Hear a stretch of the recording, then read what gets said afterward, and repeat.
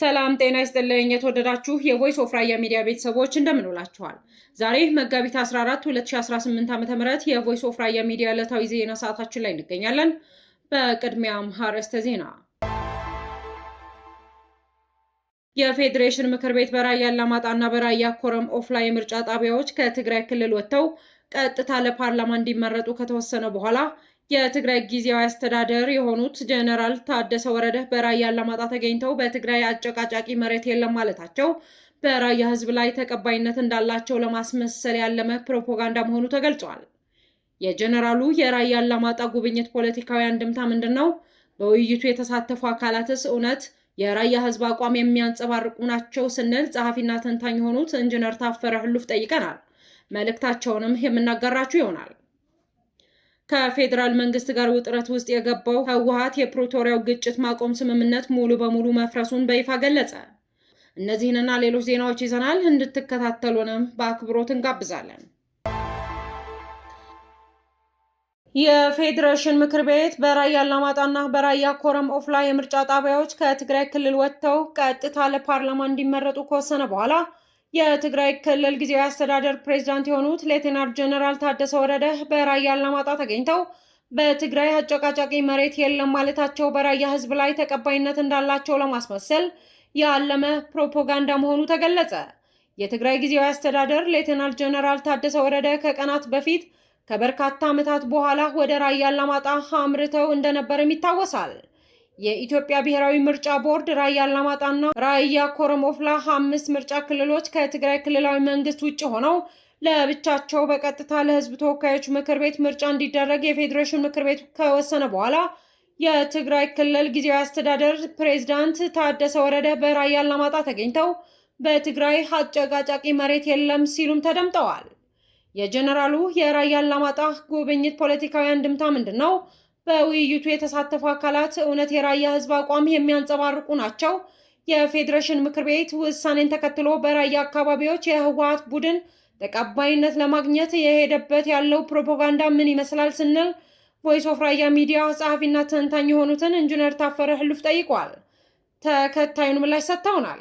አሁን አላማጣ ላይ ለምን መጡ ነው የኔ እንትን ኦልሬዲ መጥተው እነሱ የሚመስላቸው ወይም በስነ ልቦና ከራያ ማህበረሰብ ውጭ የሆኑ በብርም በምንም እንትን አድርገው ስብሰባ አድርገው ሄደዋል ማለት ነው። በዚህ ትላንት ነው ከትላንት ወዲያ እንግዲህ ለምን አሁን መጡ በሚለው በትንሹ ባየው በጣም ደስ ይለኛል። እንግዲህ የራያ ሽማግሌዎች ከየወረዳው ተወጣጥተው መቀሌ ድረስ ሂደው ታጣቂያችሁን አንሱልን ብለው ነበር አይደል? ከዚህ በፊት ለታደሰ ጋር ሂደው ማለት ነው። በዛን ጊዜ የተሰጣቸው መልስ ምን ነበር? እንግዲህ የሽማግሌዎች ማለት ነው። በሚያሳዝን መልኩ በየቀኑ ሰው ይገደላል ራያ ውስጥ። በዛን ጊዜ እነሱ ምን አደረጉ? ስረሸን ነበረ በየአደባባዩ። ይሄም ረሸነው ደግሞ እነሱ ራሳቸው ኦርጋናይዝ ያደረጉት እንደሆነ በዝርዝር ማወቅ እንችላለን። ከቲዲኤፍ ካምፕ አጠገብ ምናልባት በብዙዎቻችን የምናውቀው አጠገብ 50 ሜትር በማይሆን ርቀት ላይ 3 ቦምብ እስከ ማፈንዳት ከዛ ደግሞ ኦልሞስት ጦርነት በሚመስል መልኩ ከፍተኛ የተኩስ ልውውጥ እየሰሙ ዝም ነበር ያሉት። ምክንያቱም እነሱ ኦርጋናይዝ ያደረጉት ስለነበር አላማጣ ላይ ማለት ነው። ይሄን ሁሉ ሂደት አልፎ በሚያሳዝን መልኩ እነሱ ምን እየሰሩ ነበር ማለት ነው? እንትን እያደረጉ ነበር። ምሁራኖች ይገሉ ነበረ፣ ይገላሉ ስል ባይ ዘ ወይ ባለሀብቶች ይገሉ ነበረ። እነዚህን በዝርዝር ማየት እንችላለን። አንቺም እንደውም በፕሮግራምሽ ላይ በዝርዝር የሆነ ጊዜ ብታቀርቢ ጥሩ ነው። ጥምቀት እንዳያከብር ተከልክሏል፣ የራያ ህዝብ ማለት ነው። አሁን ከዚህ ጊዜ በኋላ መጥተው ለምንድን ነው ስብሰባ ማድረግ የፈለጉት ነው? እንግዲህ ጥምቀት ማለት የራያ ህዝብ የእሴት መገለጫ ነው፣ የብዙ ነገር መገለጫ ነው። አላማጣ ውስጥ የተከለከለ ህዝቡ ምን ማለት ነው? በዛን ጊዜም አልመጣም። የመጣው መቼ ነው? ዛሬ የፌዴራል እንትን ያው ምርጫ ቦርድ በህዝብ ተወካዮች በኩል እንዲሆን ስለተወሰነ ነው። እንዲሆን ስለተወሰነ ያንን መሰረት አድርገው ለማስቀጠል የሚፈልጉት የታወቀ ነገር አለ። ግልጽ ነው። እስካሁን ካህናት ሲገደሉ ነበር፣ በየመንገዱ ስረሸን ነበር ማለት ቤተክርስቲያን ካህናት ሲጠለፉ ነበር። ይሄን ሁሉ ሲያደርጉ የነበሩት እነሱ ናቸው። ፌዴሬሽኑ ይሄን ስለወሰነ ግን ልክ አሁን ችግር ነው ብሎ ነው የመጣው ማለት ነው። ስራቸው ሁሉ ይሄ ነው። ባይ ዘ ወይ አሁን ለምንድን ነው እዚህ የመጡት ቢባል ከዚህ በፊት የተከሏቸው አስተሳሰቦች አሉ። ይሄ አዲሱ ትግራዋይነት የምንለው እንግዲህ ያለውን የራያነት መንፈስ ያለውን የራያነት ስነ ልቦና ያው ፖለቲካል እጥበት እየተደረገበት ነው አሁንም ድረስ ማለት ነው። ያንን መሰረት አድርገው ይህንን ለማስቀጠል ነው፣ ችግር ለመፍጠር ነው፣ ሌላ ነገር አይደለም። ስልጣናቸው ማስቀጠል የሚችሉት በዚህ መልኩ ስለሆነ ማለት ነው። አሁን ሰብስበው ምንድነው የሚያደርጉት? ፌዴራል የወሰነውን ውሳኔ ማስተጓጎል ነው። በዛ መሰረት አድርገው ህዝቡን የችግር ማዕከል ማድረግ ነው። ለዛም ነው ባይ ዘ ወይ ባለፈው ምናልባት ታስታውሽ እንደሆን ለራያ ህዝብ ትልቁ አደጋ እኔ ትግራዋይ ነኝ የሚለው ነው። ምክንያቱ ትግራዋይ የምንለው ከትግራይ ህዝብ ጋር ዝምድና የሌለው ፖለቲካል ናሬሽን ስለሆነ እነሱ ናቸው እንግዲህ ይሄን ሁሉ የሰሩን ጄኔራሎች ታጣቂያችሁ ይነሳ ተብሎ ሲነሱ የነበሩ ጄኔራሎች ናቸው። ጄኔራላትና እያለች ነበር የምትገልጸው አንዷ ምናልባት ስብሰባ ተከታትለሽው ከሆነና ለምንድን ነው የመጡት የሚለው እንደሆነ አሁን መግለጽ የፈለግኩት የመጡት ግልጽ ነው። ባይዘቦች ራያነትን የጀመሩት እጥበት ፖለቲካል እጥበት ወይም ደግሞ ከዚህ ጋር የተገናኙ ፖለቲካል አስተሳሰቦች ኢኮኖሚካል የያዙት እንትን ምክንያቱ የፖለቲካ ምንጭ ስለሆነ አንዱ ኢኮኖሚ ይሄኛውን እንትን አድርገው የራያ ህዝብ በራሱ ነጻነት ራሱ አስተዳደር መመስረት የሚችለውን አቋርጠው ያው የተለመደው ጀምረውት የነበረ እሱን ፕሮስ እያደረጉት የነበረ አዲስ ትግራዋይነትን ወደ ስልጣን አምጥተው ቀጥሎ ያለው ጄኖሳይድ መጨረስ ነው ማለት ነው። ይሄ ነው በጣም ጄኖሳይድ የሚለው በአስተሳሰብም ጭምር ነው። ሰው ግለሰብ በመግለል አይደለም፣ በአስተሳሰብም ጭምር በግለሰብም እንዳየሽው ነው። በጣም በርካታ ነገር ሆኗል እና የመጡበት ምክንያት ይሄ ነው፣ ግልጽ ስለሆነ ማለት ነው። አሁን የመጡት ለችግር ነው፣ ለመፍትሄ አይደለም ማለት ነው። ሌላ ግዙፍ ችግር ይዘው እየመጡ ነው። እስካሁን ድረስ የት ነበረ ታዲያ? እስካሁን ድረስ ይሄን ሁሉ ችግር ሲፈጠር አላማጣ መቼ ሄዶ ያውቃል? አላማጣና ኮረም የሚፈጠረው በየቀን እኮ የመጨረሻ ሰቅጣጭ እኮ ነው። የማያደርጉት ነገር እኮ የለም። መሬት ይለጥቃሉ፣ ገበሬውን ያስፈራራሉ። የነበረው ኦርጋናይዝ ሆኖ የነበረው ወጣት በሙሉ በትነው እስር ቤት አስገብተው ግማሽ ገድለው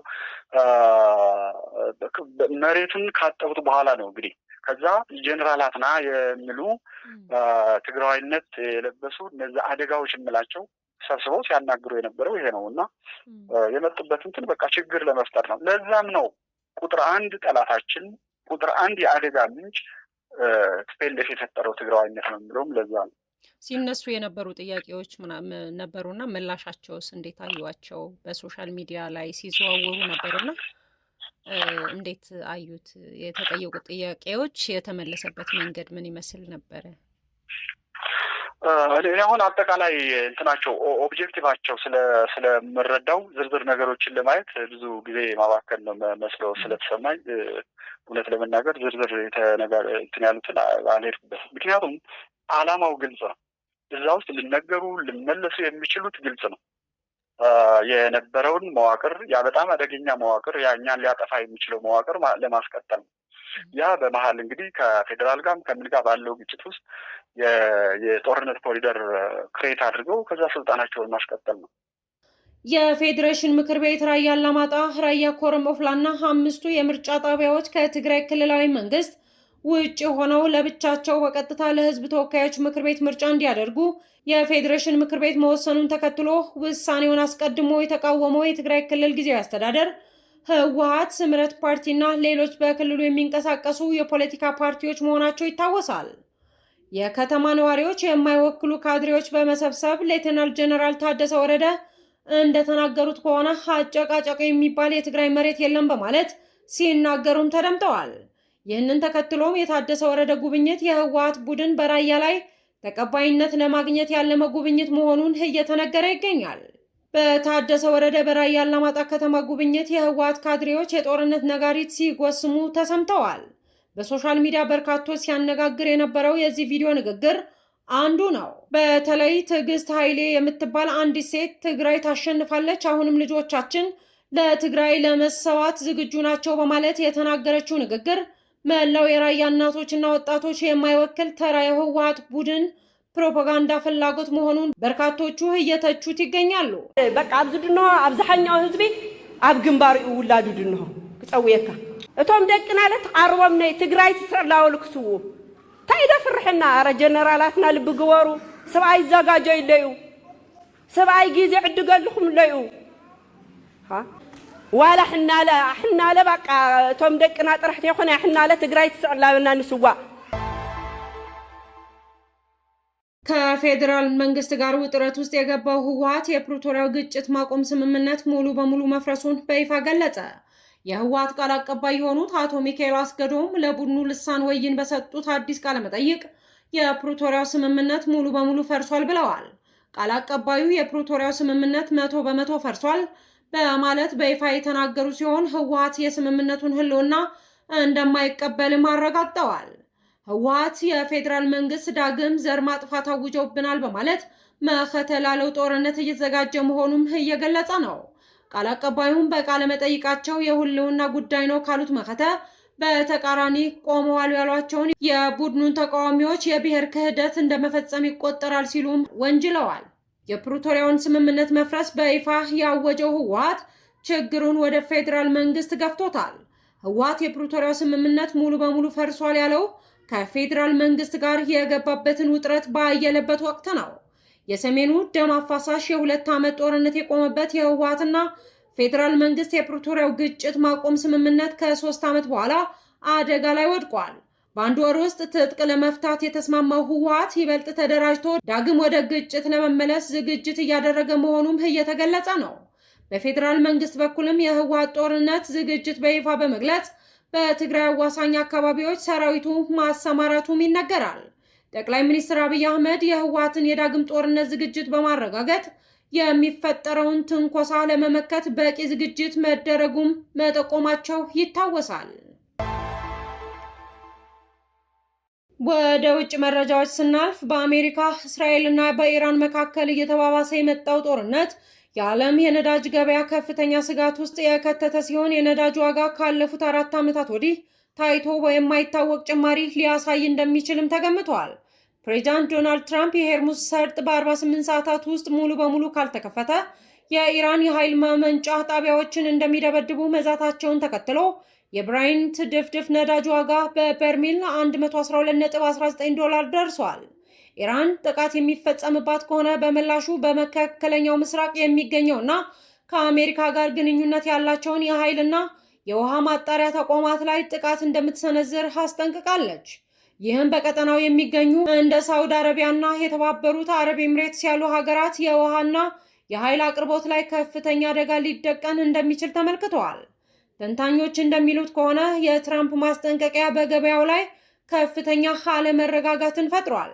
እስካሁን በዘለቀው የ22 ቀናት ጦርነት የሆርሙዝ ሰርጥ መዘጋት ከ440 ሚሊዮን በርሜል የሚጠጋ የነዳጅ አቅርቦት ከዓለም ገበያ እንዲጠፋ ያደረገ ሲሆን የዓለም አቀፉ የኢነርጂ ኤጀንሲ አቅርቦቱን ወደ ነበረበት ለመመለስ እስከ 6 ወራት ሊፈጅ እንደሚችል አስታውቋል።